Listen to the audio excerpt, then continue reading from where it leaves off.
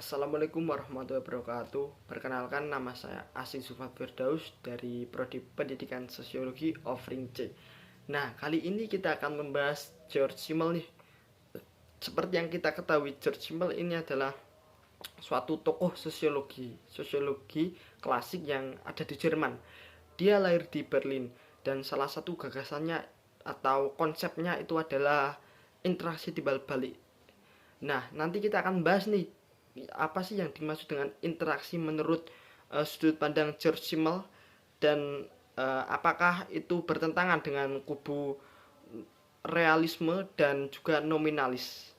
Nah, nanti kita akan kupas bersama-sama. Nah, pada kesempatan kali ini kita akan bahas tentang George Simmel, yaitu tokoh sosiologi yang salah satunya memiliki konsep atau pemikiran yaitu interaksi sosial atau sociation, interaksi timbal balik. Nah, dalam tahap awal George Simmel ini membandingkan dengan konsep-konsep yang terlebih dahulu sebelum George Simmel mencetuskan idenya, yaitu realisme dan nominalisme.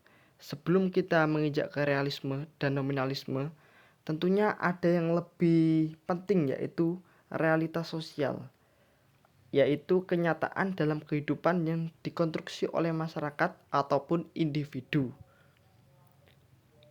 Untuk realisme sendiri adalah sebuah realitas sosial adalah masyarakat. Yang real adalah masyarakat, seperti pemahaman Durkheim bahwa tindakan individu adalah dorongan dari fakta sosial atau fakta yang ada di eksternal seorang individu. Fakta sosial sendiri menjelaskan bahwa tindakan individu itu tidak lebih merupakan suatu dorongan dari adanya fakta sosial yang bersifat eksternal. Dengan demikian, individu hanya merupakan suatu yang tidak real karena dipengaruhi oleh konstruksi dari luar, yaitu masyarakat. Untuk yang kedua adalah nominalisme. Yang real adalah individu, seperti pemahaman Weber, yaitu tindakan seseorang yang mempengaruhi adalah individu dan menginterpretasikan menjadi tindakan individu. Artinya, nominalisme ini meyakini bahwa yang real itu bukan masyarakat, karena kalau kita melihat masyarakat, misalnya masyarakat dalam sekumpulan banyak orang itu tidak real, karena yang real itu masyarakat itu terbentuk karena kumpulan-kumpulan individu. Begitu juga dengan tindakan sosial seseorang, itu bukan merupakan dorongan dari fakta sosial atau eksternal, melainkan dari proses individu memahami satu realitas tertentu, lalu kemudian dia menafsirkan jadi sebuah tindakan sosial.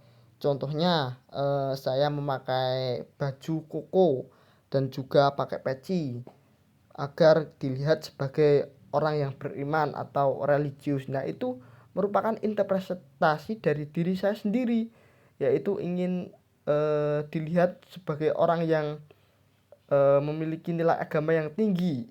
Nah, itu termasuk dalam tindakan rasional yang berorientasi pada nilai.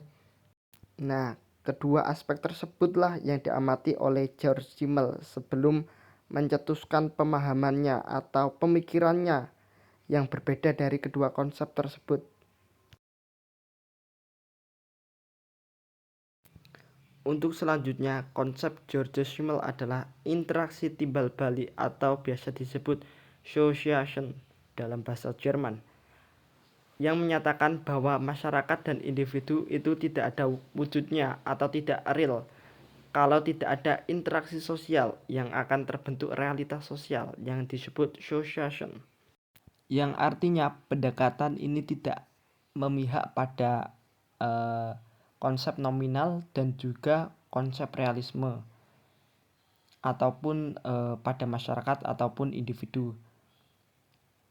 Karena George Simmel ini menawarkan satu jalan tengah di antara realisme dan nominalisme, yaitu tentang interaksi sosial atau timbal balik ketika seseorang bertemu dengan orang lain. Misalnya kita menemukan ada orang yang sedang duduk menunggu bis datang, biasanya di sebuah halte, maka itu tidak akan terjadi interaksi.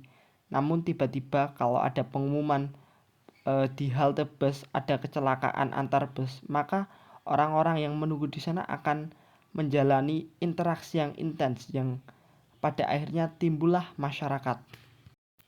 Nah, menurut George Simmel, yang real itu adalah interaksi antar individu dengan individu ataupun kelompok yang mana itu akan membentuk masyarakat. Artinya berbeda dengan dua konsep yang tadi, yaitu realisme yang merujuk pada masyarakat dan nominalisme yang merujuk pada individu.